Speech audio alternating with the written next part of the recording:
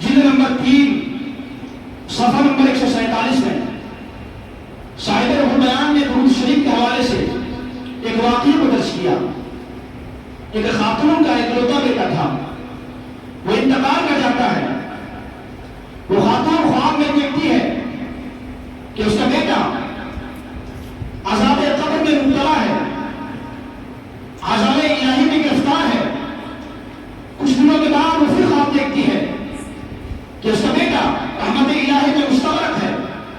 رحمت الہی میں ڈوبا ہوا ہے۔ وہ ماں پوچھتی ہے بیٹے سے، بیٹا چند دنوں پہلے تمہاری کچھ اور حالت تھی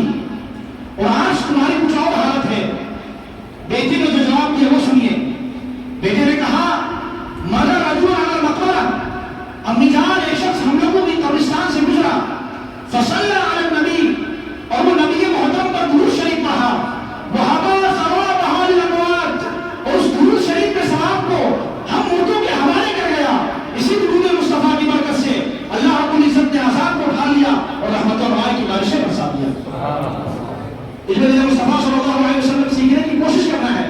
اس لیے کہ بقدر ضرورت علم دین سیکھنا ہر مسلمان مرد اور عورت پر فرض ہے۔ میرے آقا کریم صلی اللہ علیہ وسلم کی پیارے دیوانوں، علم روشنی ہے اور جہل اندھیرا ہے۔ علم سے انسان ہدایت پاتا ہے، جبکہ جہل سے انسان گمراہ ہو جاتا ہے۔ علم سے انسان اللہ تبارک و تعالیٰ کی معرفت حاصل کرتا ہے، جبکہ جہل سے اللہ تعالیٰ کی صحیح طریقے سے معرفت نہیں حاصل کر سکتا۔ علم سے انسان اپنی زندگی کو شریعت مطہرہ کے دائرے میں رہ کر کے شریعت نے جس طرح زندگی گزارنے کے طریقے بتائے ہیں اس طریقے کے ساتھ زندگی کو گزارتا ہے، جبکہ جہل کی وجہ سے آدمی اپنا انسان، مومن اپنا انسان شریعت کے مطابق نہیں گزار پاتا ہے۔ اللہ تبارک و تعالیٰ نے ملائکہ کے سامنے فرمایا، میں آدم کو اپنا خلیفہ بنانے والا ہوں، میں آدم کو اپنا نائب بنانا چاہتا ہوں۔ فرشتے عرض کرنے لگے، نحن نسبح بحمدک ونقدس لک، میرے مولا ہم تیری تسبیح بیان کرتے ہیں، تیری تقدیس بیان کرتے ہیں، صبح و شام تیرا نام جپتے ہیں، ہمارے رہتے میں کسی اور کو خلیفہ اور نائب بنانے کی ضرورت کیا ہے؟ اللہ تبارک و تعالیٰ نے ارشاد فرمایا، قال انی اعلم ما لا تعلمون، میں جو جانتا ہوں تم نہیں جانتے ہو۔ وعلم آدم الاسماء كلها ثم عرضهم على الملائكة فقال انبئوني باسماء هؤلاء ان كنتم صادقين۔ اللہ تبارک و تعالیٰ نے آدم علیہ السلام کو تمام اشیاء کے نام سکھا دیا، تمام چیزوں کا نام بتا دیا، اور ان تمام چیزوں کے نام کو ملائکہ کے سامنے پیش کیا، ان تمام چیزوں کو ملائکہ کے سامنے پیش کیا اور یہ ارشاد فرمایا کہ اگر تم اپنے دعوے میں سچے ہو تو ان تمام چیزوں کے نام کو بتاؤ، ان تمام چیزوں کے نام مجھے بتاؤ۔ فرشتے عرض کرنے لگے، قالوا سبحانك لا علم لنا الا ما علمتنا انك انت العليم الحكيم، مالک تو پاک ہے، ہمیں تو وہ علم ہے جو تم نے دیا، ہمیں ان چیزوں کا علم نہیں، اور بے شک تو علم و حکمت والا ہے۔ اللہ تبارک و تعالیٰ نے آدم علیہ السلام سے فرمایا، قال یا آدم انبئهم باسمائهم، فلما انبأهم باسمائهم قال الم اقل لكم انی اعلم غیب السماوات والارض واعلم ما تبدون وما کنتم تکتمون۔ اللہ تبارک و تعالیٰ نے آدم علیہ السلام سے فرمایا، اے آدم تم فرشتوں کو تمام چیزوں کا نام بتا دو۔ آدم علیہ السلام نے فرشتوں کو تمام چیزوں کا نام بتا دیا۔ جب فرشتوں کو تمام چیزوں کا نام بتا دیا تو اللہ تبارک و تعالیٰ نے ارشاد فرمایا، میں تمہیں نہیں کہتا تھا، میں زمین و آسمان کی تمام چھپی ہوئی چیزوں کو جانتا ہوں، اور میں ان چیزوں کو جانتا ہوں جو تم ظاہر کرتے ہو، تم جو بیان کرتے ہو، اور میں ان تمام چیزوں کو بھی جانتا ہوں۔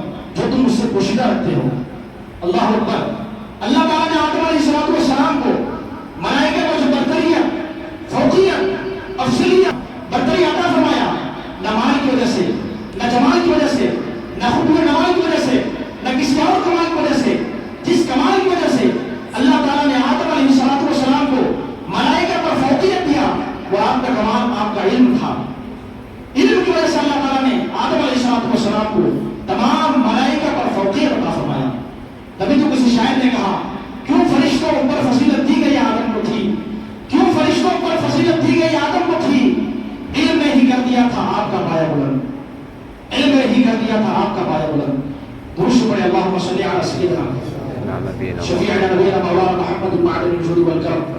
رب العلم والحکم والعلم وسلم صلوا علیہ الصلاۃ والسلام علیک یا رسول اللہ صلی اللہ علیہ وسلم۔ قال النبی صلی اللہ علیہ وسلم من سلک طریقا یطلب فیہ علما سلک اللہ بہ طریقا من طرق الجنہ وإن الملائكة لتضع أجنحتها لمن طالب العلم وإن العالم يستغفر له من في السماوات ومن في الأرض حتى الحيتان في جوف الماء وإن فضل العالم على العابد كفضل القمر ليلة البدر على سائر الكواكب وإن العلماء ورثة الأنبياء وإن الأنبياء لم يورثوا دينارا ولا درهما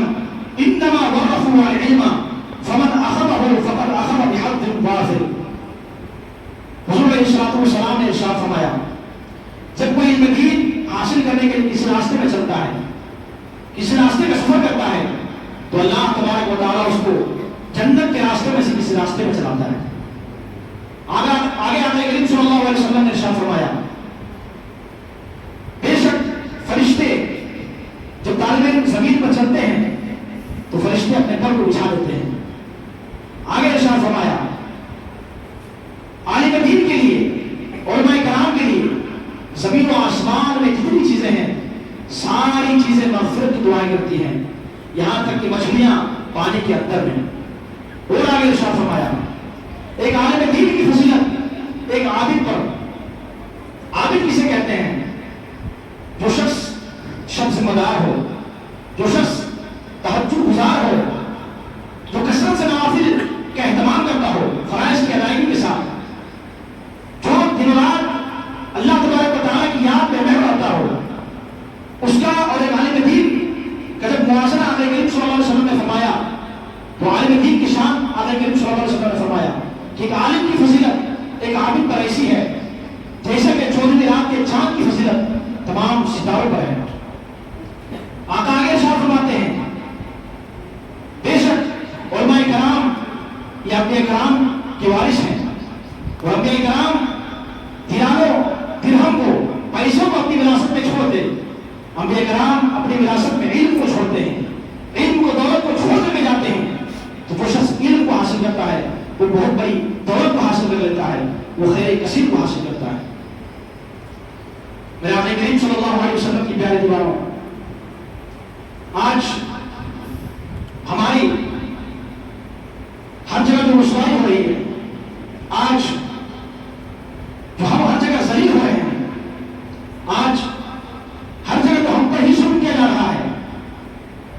ہم ہی کو ستایا جا رہا ہے، اس کی سب سے بڑی وجہ یہ ہے کہ ہم نے اللہ اور اللہ کے رسول صلی اللہ علیہ وسلم کے فرامین سے روگردانی کر دیا۔ ہم نے اللہ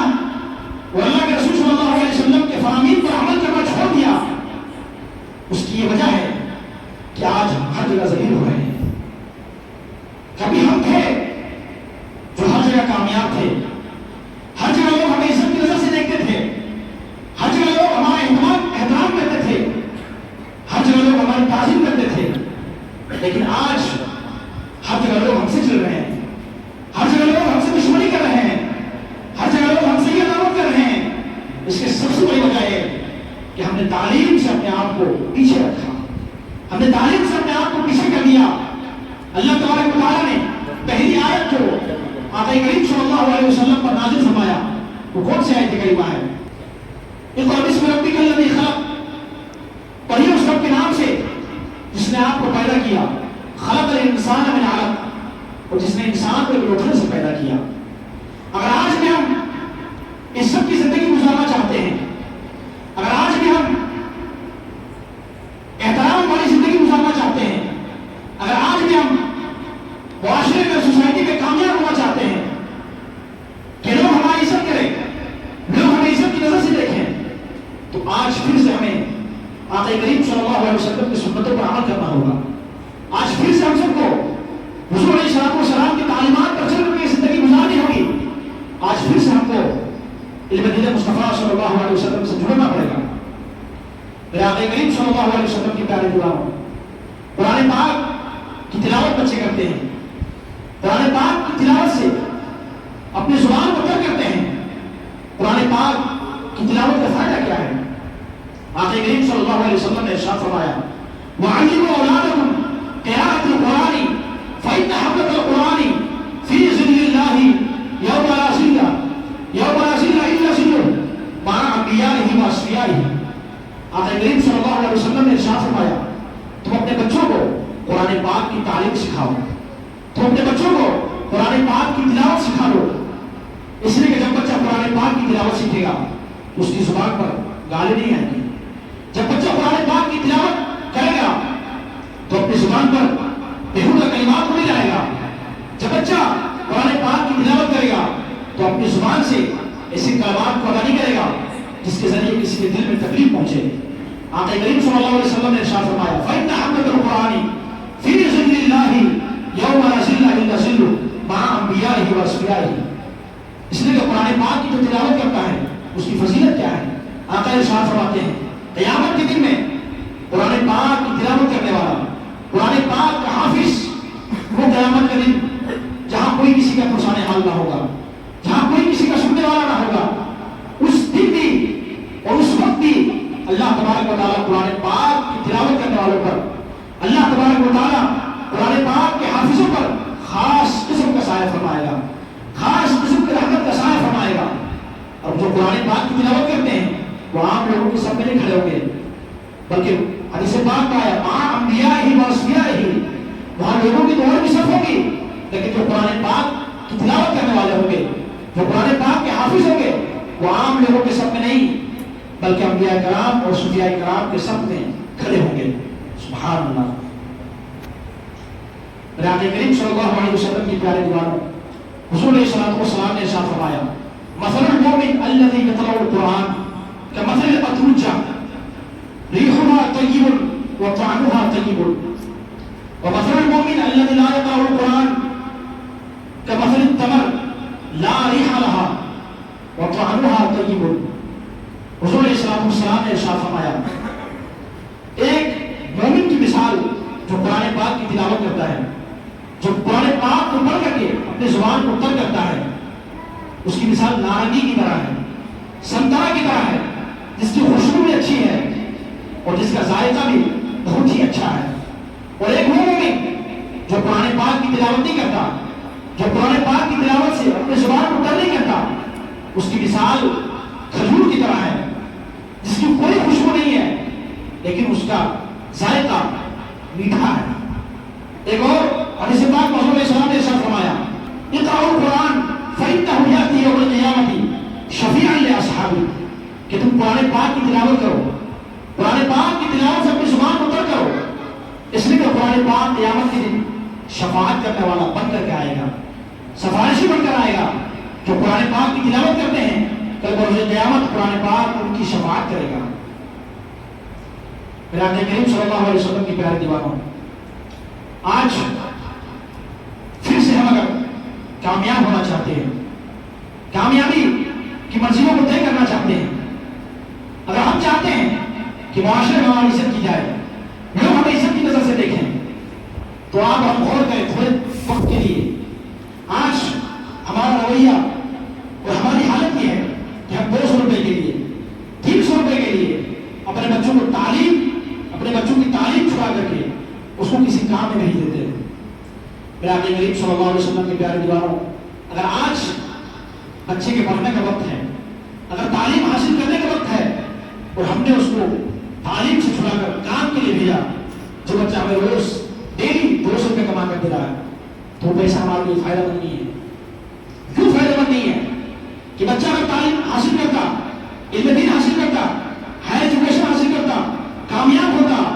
تو یہی بچہ جو ابھی 200 روپے کما کے دے رہا ہے آنے والے وقت میں ایک دن میں 2000 کما کر کے دیتا۔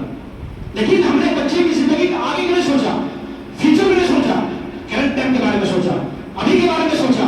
اور 200 روپے پر ہم خوش ہو گئے۔ اور جو بچہ کامیاب ہوتا، کامیابی کی سیڑھیوں کو، کامیابی کی منزلوں کو طے کرتا، کو چھوڑا کر کے ناکامی کی طرف ہم نے اس کو لایا۔ آج معاشرے میں بچوں کو جب ہم دیکھتے ہیں تو بچے ہماری بات کو نہیں مانتے ہیں، بچے ہماری بات پر نہیں چلتے ہیں، موبائل کو لے کر کے، کبھی اس میں فری فائر کھیلتے ہیں، کبھی اس میں PUBG کھیلتے ہیں، کبھی دیر خرافات میں لگے رہتے ہیں، کبھی پٹاخہ لے کر کے گلی اور محلے میں فوٹو نظر آتے ہیں۔ اس کی سب سے بڑی وجہ یہ ہے، اس کے سب سے بگ ریزن یہ ہے کہ ہم نے آج ہم بچوں کی صحیح طریقے سے تربیت نہیں کر رہے ہیں، ہم بچوں کو صحیح طریقے سے پرورش نہیں کر رہے ہیں۔ اس لیے اگر آج بچوں کی صحیح طریقے سے پرورش کرتے تو بچہ ہمارا نماز کے وقت میں گیم کھیلتا ہوا نظر نہیں آتا، بچہ ہمارا مکتب کے ٹائم کے وقت میں ایک دوسرے کے ساتھ لڑائی کرتا ہوا نظر نہیں آتا، بچہ ہماری بات کو مانتا، ہماری بات کو اگنور نہیں کرتا، ہماری بات کو ایک کان سے شروع کر کے دوسرے کان سے نہیں نکال دیتا، بلکہ ہماری بات کو سن کر کے لبیک کہتا ہوا ہماری بات پر عمل کرتا نظر آتا۔ لیکن آج اگر ہم بچے کی صحیح طریقے سے پرورش نہ کریں تو آپ ہم غفلت کی نیند میں نہ سوئیں، قیامت کا جب میدان قائم ہوگا، آقا کریم صلی اللہ علیہ وسلم نے ارشاد فرمایا کلکم راع وکلکم مسئول عن رعیتہ، تم میں سے ہر شخص ذمہ دار ہے، تم میں سے ہر شخص ذمہ دار ہے اور ہر شخص سے اس کی ذمہ داری کے بارے میں قیامت کے روپ میں پوچھا جائے گا۔ آج اگر بچوں کو ہم ناکام کر رہے ہیں، آج اگر بچوں کو ہم بغیر کسی سبب کے، بغیر کسی ریزن کے کام میں لگا رہے ہیں اور اس کو دینی تعلیم سیکھنے تک کا موقع نہیں دے رہے ہیں، یہ بچہ اگر قیامت کے دن میرے سامنے یہ کہے گا کہ مولا میں تو پڑھنا چاہتا تھا لیکن میرے والد صاحب نے مجھ کو کام میں لگا دیا، تو میرے آقا کریم صلی اللہ علیہ وسلم کے پیارے دیوانوں، اللہ تعالیٰ کے سامنے ہمارا کیا جواب ہوگا؟ کسی جواب کے لائق ہم نہیں رہیں گے۔ تو ابھی ہمارے پاس وقت ہے، بچوں کی اہمیت کو سمجھیں، بچوں کے وقت کے بارے میں سمجھیں، بچوں کے وقت کو ضائع نہ کرائیں بلکہ بچوں کے وقت کو کام میں لگا دیں۔ علم دین مصطفیٰ صلی اللہ علیہ وسلم کے ساتھ علم دنیا بھی سکھائیں۔ یہ کوئی دنیاوی علم اور دینی علم نہیں ہے بلکہ سارا علم جو آج پوری دنیا میں پھیلا ہوا ہے وہ قرآن کی وجہ سے پھیلا ہوا ہے۔ جب بھی آپ علم دیکھتے ہیں، چاہے وہ آپ سائنس دیکھیں، کیمسٹری دیکھیں، بایولوجی دیکھیں، فزکس دیکھیں، ان ساری چیزوں کا ذکر قرآن پاک میں ہے۔ یہ کوئی علم قرآن پاک سے دور نہیں ہے، کوئی بھی علم حدیث پاک سے دور نہیں ہے۔ ہر وہ علم جو شریعت کے دائرے میں رہ کر کے سیکھا جائے اس کا سیکھنا جائز اور مباح ہے، سیکھنا چاہیے اور وقت ہونے پر سیکھنا ضروری بھی ہے۔ مثلا اگر آج ہم اپنے بچوں کو چاہتے ہیں کہ ڈاکٹر بنائیں، انجینئر بنائیں، پروفیسر بنائیں، LLB کو کرائیں، ڈفارما کرائیں، MBBS کرائیں، MBBS کرائیں، تو یہ ساری چیزیں